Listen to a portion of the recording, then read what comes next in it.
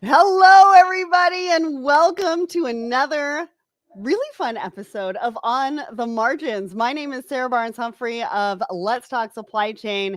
Here with me today as my co-host and partner in action, MVK. How you doing? What's up? I'm excited. Here we go again. And Yeah, I just want to say for the record, always excited. And if people are wondering what the heck is he wearing today, it's my Formula One shirt for Mercedes-Benz. F1 is upon us, and I am thrilled and cannot wait for another fun season. hey, we've always got to represent, our passions and what's going on because it's not all work around here, right, MVK? No way, no way. Hey, work hard and play hard. That's the. I just came back from 12 days of Vegas, so I know all about work hard Wow. and of course also go to the club, and the rest stays in Vegas. But it was for sure. Well, and you're still able to be with us today. I love it. I love it. Well, we've got a really cool show coming up. I want to know where you're all tuning in from. So make sure you put it in the comments. I'm sure you're going to have a ton of questions because Amanda Petrashka is joining us today about solving the problem of change adoption, which I think everybody kind of struggles with. And she's going to give us some incredible insights. So make sure to get out your pen and paper because we've got lots and lots to talk about.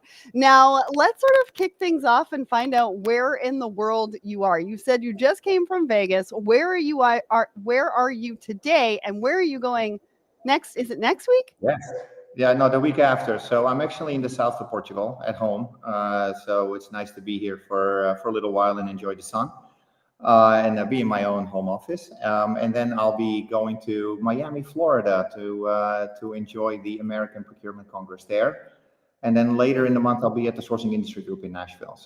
And in between, I'll go to Amsterdam to do a customer event. So yeah, lots of exciting stuff happening in the next few weeks, but enjoying the home front for a little while with the 3 kids. You are always on the move. And I can't believe we were just talking about this. We were both at Manifest. Was it just last week? I don't even know when that was. But we were both at Manifest, didn't even see each other. It was kind of a whirlwind. We just sort of passed each other through the night. But talk to me about like what was top of mind for everybody that you got to connect with at Manifest for those 12 days in Vegas. Yeah, I think a lot of people were talking about the importance of procurement and supply chain connecting together. Bringing the connected tissue. I saw Susan there with AT&T, and she was talking about connected tissue. Like, how do we break down all these silos? No longer think about demand management not being a procurement problem. Us maybe more focused on the sourcing and the contracting, and then leaving the rest up to finance. And I mean, everyone talked about breaking down silos. Of course, we talked about the current administration. Also globally, talk about trade. Where are things going? There's still a lot of disruption, lots of uncertainty. So everyone is really focused on their own 4 walls. But I think the key takeaway for me was everyone wants to collaborate with each other and everyone wants to learn from each other. And I had great conversation. I had conversation with a lot of VCs that are investing in the space. Super exciting and some really cool people that I met there. I also talked to a lot of our customers that were there. I went to the UPS booth, I went to DHL, and I went to others. And it was just it was mostly supply chain. I'm a procurement person, right? But there were lots of supply chain people there. But a lot of them talked about the importance of removing all the silos, thinking about global trade, thinking about optionality in your supply chain, digital twin. We talked a lot about digital twinning. It was a great event. I had a blast. I'd never been there. It was massive. It's the size of Inspire, and so it was a good time. But it's always an energy drain. Oh, absolutely. Now, you talk about collaboration. I do have a question about collaboration. What about data sharing? Has that been coming up in conversation when we're talking about collaboration? Because that's been coming up more and more in conversations that I've had where I've been talking about collaboration. It's kind of like, data sharing is at the core of that collaboration. I think people are still, unsure Yeah, about. so yeah, and of course we talked about AI, and we said, well, AI sounds fun, but AI is partially also about go Ferrari. Yeah, I'm a Hamilton fan, so I probably say go Ferrari as well. But I'm on the fence. I'm struggling anyway. Different conversation. Sorry, I saw it in the screen. Yeah, it's about data, right? And it's about how can you trust AI? And in order for, we at Coupa always say the best AI is made by the best data. And so permission-based data is what we call it, what we have with all of our customers with the $7 trillion worth of spend. That's a big deal. That's a really, our customers are sharing their data with the community, and we have permission-based data access, $7 trillion, 10 million suppliers, 3,500 customers. And that is really, really critical. And there were lots of conversations around what you just said, Sarah. It's like data sharing, collaborating, being more transparent, being more open book. That is still a little bit uncomfortable for people. And I think we have some unique propositions in the platform that we do now for 19 years. We celebrated our 19th anniversary recently, and that really resonated very, very well with the people that were there. Yeah, it's a great. And I can't wait to talk a little bit more about it. It's such an important topic. But you also talked about investment. I just mentioned on my show yesterday, AI is a $4.4 trillion industry over the next 3 years, which is a ton of money. I think that's one of the biggest dollar amounts that we've put towards a technology. Correct me if I'm wrong. Maybe I am wrong. But anyways, let's talk about the topic that we are talking about today. Now, it's change adoption, right? The definition of that is that change adoption is the process of integrating new ideas or systems into an organization. It involves employees accepting and using new processes, behaviors, and or systems. Now, MVK, do you have a story that you can share about organizational change that maybe you've led? You don't need to get super into the weeds, but maybe just share an overarching sense of what went well, how did it go, maybe something that went wrong. Yeah, people know where I've worked in the past, and you can look it up on LinkedIn. So,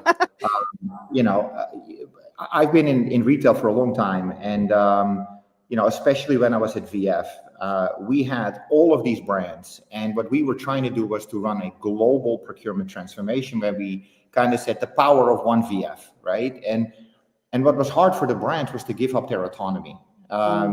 North Face and Timberland and all these fabulous brands, and I think VF is a fabulous company, and I've learned a ton and super grateful to have been part of the journey. But the challenge we had there is how can we provide a compelling case to adopt the global thinking without the brands having the idea that we were going to tell them how to run their business. Right. Because that doesn't work, right? And so so the way to do it, it sounds pretty basic, is to demonstrate to each and every brand what's in it for them. Why would they care? And what's in it for them could be better quality, more value, less risk, business continuity, maybe create more budget. We said we're going to generate X amount of savings, and we will reinvest it back into the brand. And that allows you to maybe have more marketing dollars or better omni-channel experience. That's what we did at Lulu. We took out a bunch of money, and it allowed us to drive our omni-channel strategy. Now, had I just come in and said, I'm here to cut your budget, that's not going to work. But if you come in there and say, hey, I am actually here to accelerate your objectives, that's how you drive change, to really demonstrate to the other side of the desk, hey, I'm not here to tell you what to do. I'm actually here to amplify you. I'm here to accelerate your objectives, and we're in this thing together. And together, we're actually going to make this company, more successful. Maybe faster acceleration in your objectives that you're trying to achieve, more shareholder value, whatever it is. That is the message that I know for a fact in my past has resonated really, really well. And you can of course go and ask the people that I work with if that actually was successful. But I think it was fairly successful by just really opening up the door, and we're going to have an expert on the call. So I think we should just bring her in. Well, yeah, I think that's such a great example and such a great transition to bring up Amanda. Amanda, welcome to On the Margins. How you doing? Tell everybody who you are, what you do. Sure. I mean, thanks for having me, by the way. I was over here getting all giddy in the green room listening to you guys talk about the topic, but happy to be here. I am the Chief Wonder Officer of Wonder Services. So spent 16 years in procurement before I started Wonder. And I just happened to wonder if there was a better way to manage change adoption. And that's what we're doing at Wonder Services, is that we're trying to solve that problem of change adoption, because it's so difficult. You're talking about thousands of users with individual responses. It's not an easy thing to do. Absolutely. And something that I've said more recently is that digital transformation is only 20% technology, and the rest is change adoption, change management, however you want to slice and dice it. It's kind of the same thing, but it's all about people, culture. It's how we view things, perspective, innovation, how we bring thoughts to the table. Now, before we get to our first question, I do want to give a shout out to Petra and Juan over on the Coupa live stream just to say hi and thank you so much for joining us. Now, I think MVK, over to you because I think you've got a pretty interesting question for Amanda. Yeah, I mean, first of all, Amanda, it's great to see you. I think we've known each other probably for a decade at this point. I still vividly remember meeting you when you were at the MGM with Stacy, and I know all the great work you've done there. And so I just want to recognize how long we've known each other. So if this feels very friendly to the audience, it's because we go back in time, but it's great to have you. Let's get into it. So I think the first thing that definitely I'm interested in, and I kind of have an idea, but I'm sure the audience is, what was a turning point, a key turning point in your career that made you want to focus on transformation and change management? Okay, so transformation and change management was throughout my career. And that's something that I loved about procurement, is that we got to touch so much within organizations and we were evolving constantly. So whether it was insourcing or outsourcing, or I had the opportunity of opening new properties at MGM, implementing technology, change was just all around us all the time. But what really launched me into Wonder Services was that I saw people struggling with it. We were making investments in procurement, and then I was hearing from people like, hey, the technology is amazing, but we're having troubles with X, Y, and Z. Or, hey, we just merged two organizations together and they're just not working well together. I even had one company that I walked into and they pointed across the street and they said, those people over there are AP. And I was like, those people over there, like, don't you work closely? And this was a procurement organization. And they're like, no, we don't. They're just over there. And I was like, okay, we got to change some stuff in procurement. So I saw white space. I saw a need, and I jumped 2 feet in at Wonder Services about 6 years ago now. So I think that that's such a great story. And it kind of goes to how we work in silos by pointing fingers, right? For blame. Yes. Yep.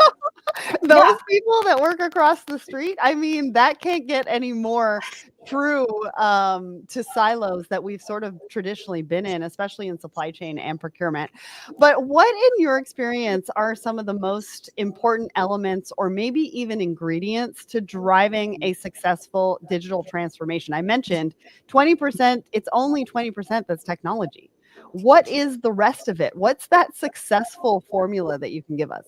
Okay, so I can talk about this for hours. So I'm going to try to keep it very short and brief for everyone listening today. We've come up with 8 different factors that go into change adoption. And I want to list out all 8 because all 8 are important to consider as you're moving through this. And Sarah, you're absolutely right. Tech is one of them, but it's one of 8, right? I don't know if that math works to your 20%, but it's close enough for today. So first off, we always hear people process technology, right? Some consultant way back when probably brought that up, and now it's like part of our language, people process and technology. But we like to say people, as in, do they have the right skill sets to do the new job? Okay, we often forget that. Coupa automates all kinds of stuff in the procurement process, but what do those people do if their work is automated? Do they have the right skill? Okay. Process is pretty straightforward. Policy is the other P. We don't like to talk about policy often, but policy can drive behaviors or not drive behaviors. It depends on your culture, but it's something to consider. We already mentioned tech. The other 4 are metrics. How are we measuring the success of our people? Do those need to shift because of what we're doing in this deployment? And we often overlook that. It's an incentive. I studied economics in school. Economics is all about human behavior, believe it or not. And incentives drive human behavior so often. So we need to think about the metrics that we're measuring, the data. MVK, I bet you have all kinds of stories about data, right? Like if we don't have what are we doing this for if we don't have data, right? If we need data, it's not going to be perfect data, but what are we going to either ingest into these systems or output from these systems to be more successful? Sarah, I don't know if you knew this, but you mentioned culture. People overlook culture all the time. They do? How? All the time. All the time. You can talk all you want and talk about what's in it for you. But MVK, you mentioned the cultural divide, like in those different business units. That is so hard to overcome. If you don't understand the cultures, how are you going to change the cultures? And what do you want that culture to be in the future? And then the last one is, how do you organize the work? Does the organizational structure need to change? How are we supporting it? So I'm going through those very, very briefly, but unless you're looking at all 8, you're going to struggle with change adoption. Well, and I have a question for you about success. Sorry, MVK. I'm going to jump in here real quick because one of the things you said was one of the points is around success. And the question that I asked you was around success. And then we've got a question from Flora in the audience. What's your secret sauce for driving lasting change? All of that has to do with that word kind of success, that long-term success. What does that look like? I think we all have to get on the same page as to what success actually means to us. I think we already feel like we know what it is, but until we sit down and actually figure it out, isn't that part of that what drives that lasting change? Yeah. So what we talk to leaders about all the time is you have to set a vision for success, like a story around your success. It needs to be descriptive. A lot of the times, like we just helped a company, and it was make purchasing easy. Like that was their vision, make purchasing easy. But then what are the success metrics around it? Because people think 2 ways. Certain people love the story. Other people, especially procurement and finance people, who are a little bit more analytic, we like the numbers. So we need to have both to say, okay, this is our true north of what we're trying to achieve. And then you put your plans and your designs all around that in those 8 different areas that I just mentioned. So MBK, you mentioned MGM earlier, right? Our success metrics are really clear. 100% PO backed, 100% e-invoicing, period. Like that's what we were trying to go after. Yeah, no, and I think one of the things I wanted to just kind of echo is culture and how some people actually use it as an excuse not having to do it, right? They hide behind culture, right? They say, oh yeah, no, that's not part of our culture. And then if you break that down and say, well, what does it actually mean? Then everyone has a different perspective of what the culture really is. But I've seen firsthand in my past that people hide behind culture and use it as an excuse to not maybe drive a better outcome. So I just wanted to kind of stress that one. So that really resonated well. Hey, so one of the other things that I wanted to ask you is, and you kind of said, okay, well, here is roughly what are the ingredients, but what do a lot of people get wrong, or what do people get wrong when you think about digital transformation? Is my first question. I have a follow-on, but what do people get wrong about digital transformation? Okay, and I'm going to be very specific about procurement because I think that's a lot of the audience is probably watching today. We see this all the time, is that the change becomes about procurement and not about the business. Okay, so, and it shows up in all kinds of nuanced ways. Like when we start talking about what's in it for them, it becomes what's in it for us. Or we go and we talk to a CFO and we say, this is going to make procurement better instead of it's going to make the CFO's life better.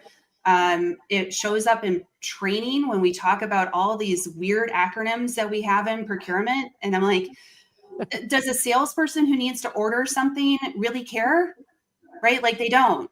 So we need to make sure everything that we do is what is in it for the other person across the table. Like what value are we bringing and what language are we using to help support that? Because it's unbelievable when you start reading these communications and looking at different training documents that we do. And we're like, well, no wonder nobody followed along with your training because it was all about procurement. Like, wasn't about their life. It was about procurement life. Yeah, and I was sorry, spot on, Amanda. I mean, I was literally on a call with a prospective customer yesterday. And first of all, I was happy to see that there was a CIO, a CFO, the chief operating officer was there, the head of legal was there. So first, like the leaders, yeah. So that's already amazing. And the way that I explained to them what a successful deployment looks like is, I said, well, we have all the right players in the room, right? And there is something in it for each and every one of you. Closing your books at the end of the month, better financial reporting, more accurate data. That's what the CFO cares about. Legal, compliance. So it resonates super well. And I know we need to move on because I have other questions for you, but That's okay. We're like trying to get through them all. And I actually had that conversation last night at 9 p.m. So anyway, so maybe also what we also want to talk about is not just, hey, how amazing you are, and we all know that, and I know that firsthand, but what are some of the things that you've learned or lessons learned, and what did you mistakes you've made in the past, or I call them learning opportunities, but what can you share that you've done in the past that you say, yeah, I probably could have done better? MVK, you call them learning opportunities. I call them dumpster fires, but whatever we want to call them. No, I think I'm actually writing my first book, and it's all about this topic. Awesome. A lot of leaders, probably all three of us on the call and those that are listening, we've been thrown in to lead change, but have never been trained on how to lead change. Mm-hmm. So my biggest aha moment when I left corporate, I was like, I was doing all kinds of things wrong when it came to change leadership. Like, for instance, I was the one in the room, and this I'll use SAP because it was an SAP implementation, but it was like it's gonna solve world hunger. And guess what happened, MBK? You know this, all of us know this. It didn't solve world hunger. It didn't solve everyone's problems. And so then what happened with the change? I'm a leader up in front of the room saying it's going to solve all your problems. And then people are like, no, it didn't. Or no, it's never going to do that. Mm-hmm. And so then I just created my own problems, right? Like that doesn't work well. So I created a methodology called ALICE. It's all about change leadership, because we need, as leaders, to have guidance around how to do this effectively. So not only we can support our teams, but we can support ourselves and preserve our own energy. Because man, I burnt myself out every 3 years because I was trying to do all of this and do a lot of it wrong. And it's tough work, and nobody deserves that, right? Your teams don't deserve it. You don't deserve it. Your families don't. So Alice, just real quick, act with authenticity, lead with love, inspire others, create community. MBK, you mentioned community earlier in your comments, and engage purposely. And if we can do those things effectively, you're going to be more effective at leading change. And that like the biggest learning that I had after all of those dumpster fires, if I can say it right. I love that acronym. I mean, I'm not sure if we need more of those, but I do love it. And I love that it's called Alice. And I almost wonder if there's a way to put in a P there, because I want to put in protect your peace.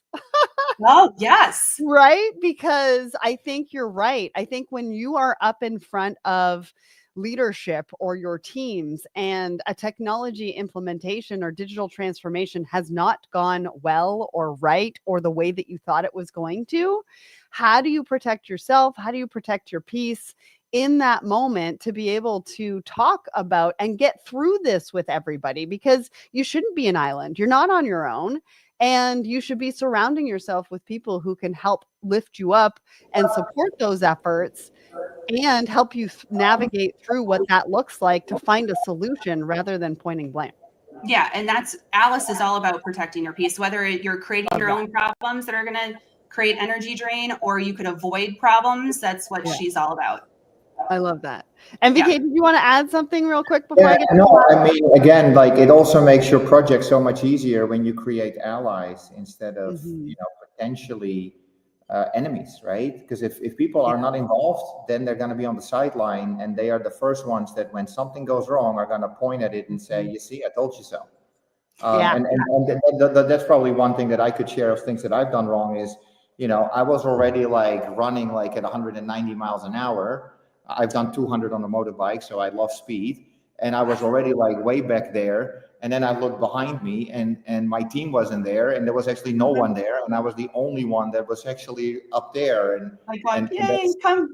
and it's terrible. Yeah? It's terrible. It's not a good feeling when you feel like you're stuck on an island all by yourself. That's really not fun. It's No, and MBK, you would love this. We have little Coupa corners running around at all these businesses right now. It's our little way of creating community for buying teams, accounts payable teams. They get together, they talk about their questions, what they've learned, and we usually set it up during the implementation. But they live well beyond the implementation, well beyond when we're gone. That's just one little form of community that we're forming.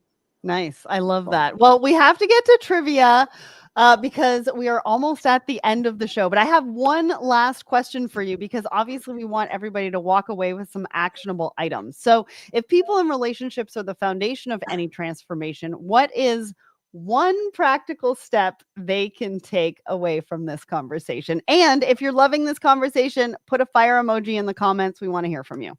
Amanda, Okay. take it away. One practical piece of advice, and I'm going to be very brief on this. Think about every communication as an opportunity for feedback. If you do that, people are going to be more heard, and they will come along with the change more effectively. Awesome. I love that. That's such a great actionable takeaway. And Amanda, I really appreciate you for joining us today. And I love your acronym. Flora loves your acronym as well, and says that you need to go for that book. So we can't wait for your book, and maybe we'll have you back for that. All right. Sounds good. Thank you. Thanks, Amanda. You know what?